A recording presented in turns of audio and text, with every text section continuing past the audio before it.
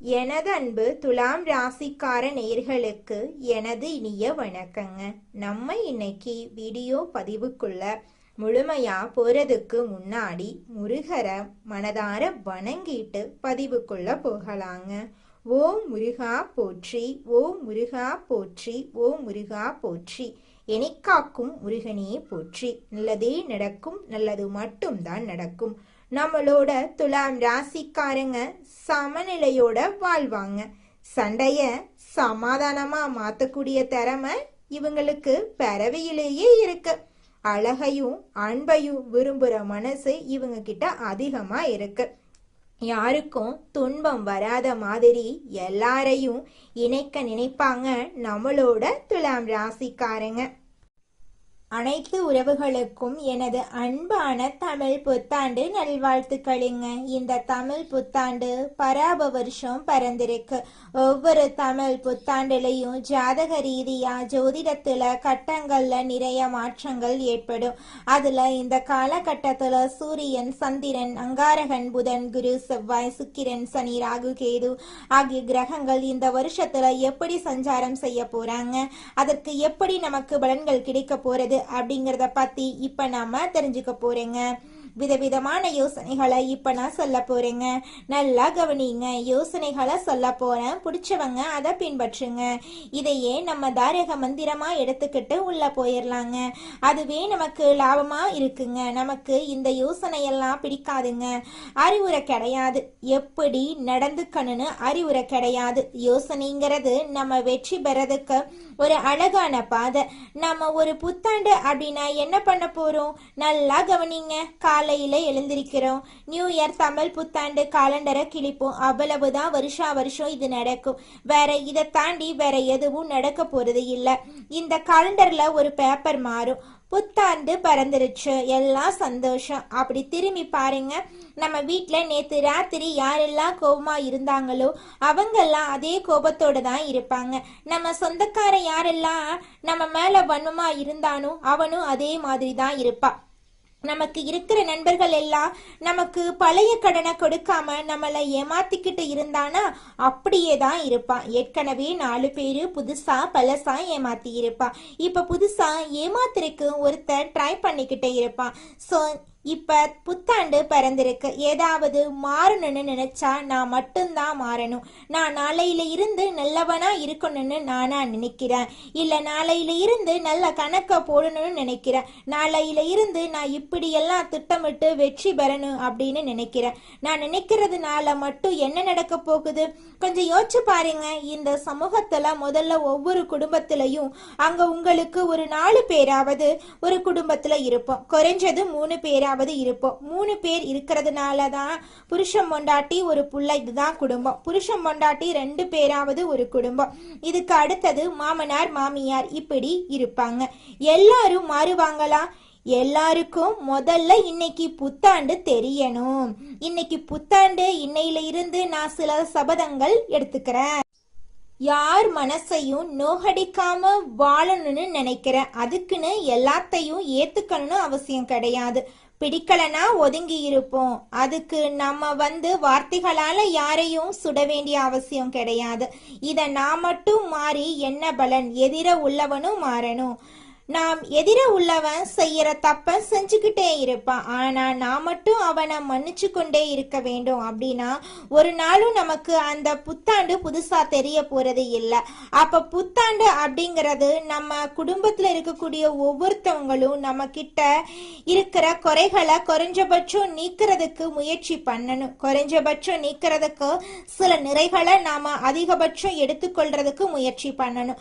அதுக்கு முதல்ல என்ன பண்ணணும்? இந்த பராப வருஷத்திலிருந்து நாம செய்ய வேண்டிய முதல் ஒரு சபதம், எல்லாரையும் பாராட்ட ஆரம்பிப்போம். எல்லாரையும் பாராட்ட ஆரம்பிச்சுட்டா அவன் ஏதாவது ஒரு சின்ன நல்லது செய்வான். அப்பா ஒரு நல்லது செய்வாரு, அம்மா ஒரு நல்லது செய்வாங்க, பையன் ஒரு நல்லது செய்வாங்க. இப்ப தன்னுடைய மாமனார் மாமியார் ஒரு நல்லது செய்வாங்க, மருமகன் மருமகள் தாத்தா பாட்டி எல்லா உறவுகளும் நண்பர்கள், நம்மளுடைய முதலாளி நம்மளுடைய தொழிலாளி ஏதோ ஒரு நல்லது செய்வாங்க. அவங்கள அதை பார்த்து பாராட்ட ஆரம்பிப்போம். பாராட்டக்கூடிய மனம் அப்படிங்கிறது வருகிறதோ மகிழ்ச்சி தானா வந்துடும். மகிழ்ச்சி தானா வரும் பொழுது இந்த புத்தாண்டு சிறக்க ஆரம்பிக்குங்க. புத்தாண்டுடைய பிறப்பே மகிழ்ச்சியுடைய நிலைத்தன்மையில தாங்க இருக்கு. உங்க வாழ்க்கையில நல்லதெல்லாம் இந்த புத்தாண்டிலிருந்து அடுக்கடுக்காக நடக்க போகுதுங்க. அப்ப இன்னையிலிருந்து நம்ம என்ன பண்ண போறோம்? உலகம் முதல்ல மாறும். அப்படின்னா தான் முழு புத்தாண்டையும் நம்மளால அனுபவிக்க முடியும். நான் மட்டும் மாறிட்டு புத்தாண்டை முழுசா அனுபவிக்க முடியாது. ஆனா நம்ம ஒரு ராசியில பிறந்திருக்கோம். இந்த ராசியில இந்த கிரகங்கள் எல்லாம் இப்படி இருக்கும்போது நாம சில விஷயங்களை ஃபாலோ பண்ணிட்டோம்னா ஓரளவுக்கு மற்றவங்களோட நாம மிங்கிள் ஆக முடியும். அப்ப மிங்கிள் ஆகிறதுனால இந்த வருஷத்தை கடக்க முடியும், வரக்கூடிய பிரச்சனைகளை கடக்க முடியும். அப்ப பிரச்சனைகளை எப்படி கடக்கிறது அப்படிங்கிறத விட பிரச்சனைகளை தடுத்து அதை கடப்போம் அப்படிங்கிற உயர்ந்த எண்ணத்தோட இப்ப நாம வாழ்க்கையில நடக்கக்கூடிய ஒவ்வொரு பிரச்சனைகளுக்கும் தீர்வுகளை கண்டுபிடிச்சு முயற்சி பண்ணா நிச்சயமா நம்மனால வாழ்க்கையில கூடிய விரைவில் வெற்றி அடைய முடியுங்க. இந்த துலாம் ராசிக்காரங்க உடல் தூய்மை எல்லாருக்கும் ரொம்ப ரொம்ப பிடிக்கும். உடம்ப சுத்தமா வச்சுக்கணும். குளிக்கிறோமோ குளிக்கலையோ செண்டு போட்டுக்கணும், வாசனையா காட்டிக்கணும். 4 பேருக்கு முன்னாடி நாம அப்படி இப்படி எல்லாம் நடந்துக்க கூடாது. இது எல்லோருக்குமே தோணும். அந்த மனசு தூய்மையா இருக்கணும்னு நினைக்கிறது இந்த துலாம் ராசிக்கு ரொம்ப ரொம்ப பிடிக்கும். இந்த காலகட்டத்துல துலாம் ராசி பொய்யே சொல்லி இருக்க மாட்டீங்க. பொய்ங்கிறதே உங்களுக்கு பிடிக்காது. ஆனா இப்போ எல்லாம் பொய்ய தவிர வேற ஒன்றும் பண்ண முடியாத அளவுல இருக்கும். ஏன்னா துலாம் ராசிக்காரங்களுக்கு பொய்யிலையாவது நான் கொஞ்சம் சந்தோஷமா இருந்துக்கிறேன்டா அப்படிங்கிற மாதிரி தான். துலாம் ராசிக்காரர்களுடைய நிலை மதிப்பு அதிகரிக்கிறதுக்கு இந்த நேரம் ஒரு அற்புதமான நேரமா இருக்கு. ஏன்னா நிறைய வழிகளை நிறைய வழிகளை சுமந்து கொண்டு வாழ்றவங்க பல பேருக்கு வழிகாட்டலா இருக்கிறவங்க. என்னைக்காவது நம்ம ரோட்ல போகும்போது பாத்தீங்கன்னா வழிகாட்டின்னு ஒரு போர்டு இருக்கும். சென்னை இத்தனை கிலோமீட்டர், பெங்களூரு இத்தனை கிலோமீட்டர், மும்பை இத்தனை கிலோமீட்டர்னு போட்டிருக்கோம். அதை அப்படி பார்ப்போம், அப்படியே போயிட்டே இருப்போம். போர்டு இல்லைன்னா போர்டு ஏன் வைக்கலன்னு கேள்வி கேட்போம். போர்டு இருக்குன்னா போர்டு பார்த்துட்டு போயிட்டு இருப்போம். அதுக்காக நம்ம என்ன சாமி மாலை போட்டு அதை என்ன கும்பிடவா முடியும்? ஆனா போர்டுக்கு அது தெரியாது. என்னடா நம்மள கண்டுக்காமையே போறாங்க அப்படின்னு போர்டு நினைக்கும். இப்ப ஏறத்தாழ அந்த வழிகாட்டிங்கிறது துலாம் ராசிங்க. அப்ப இந்த வரவங்க எல்லாரும் வழிகாட்டலை பார்த்துட்டு போயிடுறாங்க. இதுதான் இருக்கீங்க. ஆனா மனசு துலாம் ராசிக்கு என்னன்னா நம்மளோட யாருமே டிராவல் பண்ண மாட்டேங்கிறாங்களே. ஏன்னா போர்டோட எப்படி டிராவல் பண்றது? போர்டு காட்டுற வழியில தான் டிராவல் பண்ணலாம். இது போர்டுக்கு உணரணும். இப்ப நீங்க துலாம் ராசிக்கு சாதகமா பேசுறீங்களாமா, பாதகமா பேசுறீங்களாமா? பல பேருக்கு நிச்சயமா டவுட் வரும். உண்மையா பேசிக்கிட்டு இருக்கங்க. அப்ப என்னன்னா நம்மள நிறைய பேரு கடந்து போவாங்க, நம்மள பத்தி கவலைப்பட மாட்டாங்க. ரொம்ப சிம்பிளா தெரிஞ்சுக்கங்க.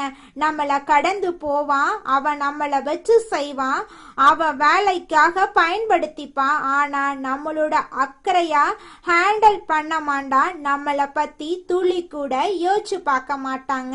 இதுதாங்க நம்ம வாழ்க்கையே. இத புரிஞ்சுக்கிட்டா நம்மனால வாழ்க்கையில சீக்கிரமா ஜெயிக்க முடியுங்க. ஒருத்தவங்க திருப்பதிக்கு போயிட்டு 5 லட்டு வாங்குறாங்க. 5 லட்டையும் அவங்க சாப்பிடுவாங்கன்னு பாத்தீங்கன்னா கிடையவே கிடையாதுங்க. அவங்களுக்கு தெரிஞ்சவங்களுக்கு ஷேர் பண்ணி தருவாங்க. பிடிச்ச பொருளா இருந்தாலும் அதுக்கு மேல அது தேவைப்படாத போதுதான் வெளியில கொடுப்பாங்க. ஆனா பிடிக்கிற பொருளை கூட மற்றவனுக்கு கொடுத்துட்டு சும்மா இருக்கிறவங்க இந்த துலாம் ராசிக்காரங்க. இப்படி முரண்பாடு கொண்டு இந்த உலகத்துல எப்படிங்க நிம்மதியை தேடிக்கிட்டு இருக்க முடியும்? எப்படி நிம்மதியை தேடுவீங்க? எப்படி மகிழ்ச்சியை தேட முடியும்? ஆர்கியூமெண்ட் பண்ற உலகங்க. இது இந்த ஆர்குமெண்ட் பண்ற உலகத்துல நீங்க எவ்வளவு தூரம் ஜெயிக்கிச்சுட்டு வந்துட்டு இருக்கீங்க தெரியுமா? அப்ப கடவுளுடைய கிஃப்ட், நீங்க கடவுளுடைய கிரேஸ் உங்களுக்கு நிறைய இருக்கு. அதை மட்டும் முதல்ல நம்பிக்கை வச்சுக்கங்க. மனுஷன் உங்களோட துணையா இருக்கணும்னு அவசியம் இல்லை. கடவுள் உங்களோட துணையா இருக்காரு. பல பேருக்கு வழிகாட்டியா நீங்க இருக்கீங்க. அப்ப இந்த வருஷத்துல உங்க மதிப்பு உயரும், மரியாதை உயரும், பதவிகள் உயரும், தலைமை பொறுப்புகள் ஏற்படும், குடும்பத்துல உங்க பெருமை உயர்த்தப்படும், கொஞ்சம் செலவு அதிகரிக்கும். இதையெல்லாம் செஞ்சா அதையும் செய்யணும். சூப்பரா ஒரு வீடு கட்டி இருப்பீங்க. சூப்பரா உங்க வாழ்க்கையில நல்லதெல்லாம் இனி வரக்கூடிய காலங்கள்ல அடுக்கடுக்கா நடக்க போகுதுங்க. துலாம் ராசிக்காரர்களே, இந்த தமிழ் புத்தாண்டுல இருந்து உங்களுடைய உடல்ல ஒரு சக்தி ஏற்படும். முடியாதவங்களுக்கு கூட உடல்ல வலிமை ஏற்படும். இந்த வருஷத்துல டோன்ட் ஃபீல், உங்க உடம்பு நல்லா இருங்க. ஆனா மருந்து மாத்திரையில உங்க உடம்பு நல்லாகிறத விட உங்க மன தைரியத்துல தான் உங்க உடம்பு நல்லாகும். வியாதி கூட உங்களை கண்டு பயப்படும். நம்புங்க, வியாதி உங்களை கண்டு நிச்சயமா மிரண்டு ஓடிரும். ஏன்னா அது வியாதி இருக்குன்னு மனம் என்னைக்கு திங்க் பண்ணுதோ அன்னைக்கு உடம்பு செயலிழந்துரும். ஆனா இந்த மனம் அதை திங்க் பண்ணாது. வேலையை நோக்கி பயணம் பண்ணிக்கிட்டே இருக்கும். அதனால வியாதி வந்து கீழே கிடக்கும். நல்லா தெரிஞ்சுக்கோங்க. அதனால உடல் சக்தி உயரும், போட்டிகள்ல வெற்றி பெறுவீங்க, உங்களோட தன்னம்பிக்கை அதிகரிக்கும், தொழில்ல அதிகமான லாபத்தை நீங்க பெற போறீங்க. உங்களுடைய வாழ்க்கையில நல்லதெல்லாம் அடுக்கடுக்கா நடக்க போகுதுங்க. அடுத்ததாக நம்முடைய துலாம் ராசியில் இருக்கக்கூடிய ஒவ்வொரு நட்சத்திரக்காரர்களுக்கும் இந்த மாதம் எப்படி இருக்குன்னு பார்க்கலாங்க. நம்முடைய துலாம் ராசியில் இருக்கக்கூடிய முதல் நட்சத்திரம் சித்திரை 3, 4ஆம் பாதம். உங்களுக்கு இந்த மாதம் எப்படி இருக்குன்னு பார்க்கலாங்க. மனசில் இருந்த வருத்தங்கள் மறைய போகுதுங்க. உங்களுடைய குழப்பங்கள் மறைய போகுதுங்க. பணப்புழக்கம் அதிக லெவலில் இருக்க போகுதுங்க. இடமாற்றம், நிலை மாற்றம் எல்லாம் உங்களுக்கு ஏற்பட போகுதுங்க. கணவன் மனைவிக்கு இடையே இருந்த பிரச்சனைகள் எல்லாமே காணாமல் போகுது. கணவன் மனைவி இருவருமே ஒற்றுமையான வாழ்க்கையை வாழ போறீங்க. உங்களுக்கு அனுகூலம் ஏற்பட போகுது. உங்களுடைய எதிரிகள் உங்களுக்கு அடங்கி போக போறாங்க. கூட்டு தொழிலில் ஈடுபாடு உள்ளவங்க அதிக லாபம் பெற போறீங்க. அடுத்ததாக நம்முடைய துலாம் ராசியில் இருக்கக்கூடிய நட்சத்திரம் சுவாதி. உங்களுக்கு இந்த மாதம் எப்படி இருக்குன்னு பார்க்கலாங்க. உங்களின் உடல் ஆரோக்கியத்தில் சிறு பாதிப்புகள் ஏற்படலாம். கொஞ்சம் கவனமாக இருந்துக்கோங்க. பிள்ளைகளால் சந்தோஷம் உங்களுக்கு கிடைக்க போகுது. அதிர்ஷ்ட வாய்ப்புகள் கைகூடி வரப்போகுது. தாயின் உடல் நலனில் கவனம் செலுத்தி வர்றது அவசியங்க. தெற்கு தென்கிழக்கு திசை உங்களுக்கு அனுகூலம் தருங்க. உங்கள் குடும்பத்தில் இது நாள் வரைக்கும் தடைப்பட்ட அனைத்து காரியங்களுமே இனி வரக்கூடிய காலங்களில் தங்கு தடையின்றி நடக்க போகுதுங்க. உங்கள் குடும்பத்தில் இருந்த அனைத்து பிரச்சனைகளுக்கும் தீர்வு கிடைக்கக்கூடிய மாதமாக இந்த மாதம் உங்களுக்கு அமைஞ்சிருக்குதுங்க. உங்கள் வாழ்க்கையே சொர்க்கமாக மாறப்போகுதுங்க. அடுத்ததாக நம்முடைய துலாம் ராசியில் இருக்கக்கூடிய நட்சத்திரம் விசாகம் 1, 2, 3ஆம் பாதம். உங்களுக்கு இந்த மாதம் எப்படி இருக்குன்னு பார்க்கலாங்க. உறவினர்களுடன் கருத்து பரிமாற்றங்கள் செய்யும் போது நீங்கள் எச்சரிக்கையாக இருந்துங்கோங்க. நீங்கள் ஒருத்தங்கிட்ட பேசும்போதும் சரிங்க, ஒரு செயலை செய்யும் போதும் சரி, இவங்க கிட்ட இந்த சொல்லலாமா, இந்த செயலை செய்யலாமா, இதனால நம்மளுக்கு ஏதாவது பிரச்சனை வருமா, நம்மளை சுற்றி இருக்கிறவங்களுக்கு ஏதாவது பிரச்சனை வருமானு 1க்கு 2 முறை ஆலோசனை பண்ணி செயல்படுறது உங்களுக்கும் நல்லது, உங்களை சுற்றி இருக்கிறவங்களுக்கும் நல்லதுங்க. தாய் மாமன் வழி உறவுகளின் மூலம் உங்கள் குடும்பத்தில் சுப நிகழ்ச்சிகள் நடக்க போகுது. தாய் வழி உறவுகளுடன் சின்ன சின்ன கருத்து மோதல்கள் ஏற்படலாம். அதை கண்டெல்லாம் நீங்கள் பயப்பட வேண்டாங்க. தைரியமாக தன்னம்பிக்கையாக வாழ்ந்துக்கிட்டு வாங்க. நிச்சயமாக உங்களுடைய வாழ்க்கையில் முன்னேற்றம் வருங்க. நாம நல்லா இருக்கணும் அப்படின்னா நமக்கு பிடிச்ச விஷயங்களை நாம சிந்திக்க ஆரம்பிப்போம். பிடிச்ச விஷயங்களை மட்டும் செய்யலாம். நமக்கு பிடிச்ச மாதிரி வாழ ஆரம்பிப்போம். மற்றவங்களை ரொம்ப மைண்ட்ல எடுத்துக்கிட்டு நம்மளோட சந்தோஷத்தை தொலைச்சிட வேண்டாம். இந்த உலகம் ஒரு சூது கவக்கூடிய உலகமா இருக்கு. இந்த குடும்பங்கள் சூது கவக்கூடிய குடும்பங்களா இருக்கு. குடும்ப உறுப்பினர்களும் அப்படித்தான் நடந்துக்கிறாங்க. நிறைய பேர் வீட்டுல பொய் சொல்றாங்க, உண்மையா இருக்கிற மாட்டேங்கிறாங்க. ஒட்டு மொத்த ஒரு உலகத்தையும் நம்மளோட ஒரு ஆளால திருத்தலாம் முடியாதுங்க. எல்லோரும் திருந்துறதுக்கு முயற்சி பண்ணாதான் எல்லாரையும் திருத்த முடியும். அதனால இந்த வருஷ பரப்புல இருந்து ஒண்ணு செய்யலாங்க. எல்லோரிடமும் எல்லார்கிட்டையும் எதிர்பார்க்காம நம்ம நடந்துக்கிறத பார்த்து அவங்க நடந்துக்கிற அளவுக்கு நாம சில மாற்றங்களை உண்டு பண்ணுவோம். நம்ம நல்லதா நடந்துக்க ஆரம்பிப்போம். இந்த உலகமும் நல்ல விதமா நடந்துக்க ஆரம்பிக்கும். ஸோ நம்ம விதை எதை போடுறோமோ அதை கண்டிப்பா பயிர் அறுவடை செய்வோம். இந்த வருஷம் ரொம்ப சிறப்பா இருக்கும். எல்லாரும் உடல் நலத்தோட சந்தோஷமான வாழ்க்கைய வாழ போறீங்க. களையாத கல்வி, குறையாத வயது, கவடு வராத நட்பு, கன்றாத வளமை, குன்றாத இளமை, கழுவினி இல்லாத உடல், சடியாத மனம், அன்பகலாத கணவன் மனைவி உறவு, நண்பர்கள். ஏன்னா நான் கொஞ்சம் மாத்தித்தான் இந்த இடத்துல சொல்றேன். எல்லாமே இதுல வரணும்னா அன்பகலாத, தவறாத சந்தானம், தாழாத கீர்த்தி, மாறாத வார்த்தை, தடைகள் வராத கொடை. நம்ம கொடுக்கறத கூட இன்னொருத்தன் தடுத்து நிறுத்திடக்கூடாது. தடைகள் வராத கொடை, தொலையாத நிதி, இதயம் கோணாத கோல், ஒரு துன்பமில்லாத நல்வாழ்வு கிடைக்க பராசக்தி அபிராமி அன்னையை வணங்கி நம்மளுடைய புத்தாண்டை தொடங்கலாங்க. நிச்சயமாக நம்மளுக்கு இந்த புத்தாண்டுல நல்லது தாங்க நடக்கும். இந்த புத்தாண்டு சிறப்பாக இருக்கும். மன நம்பிக்கையும் மன தைரியமும் முதல்ல நம்ம விதைக்கலாம்.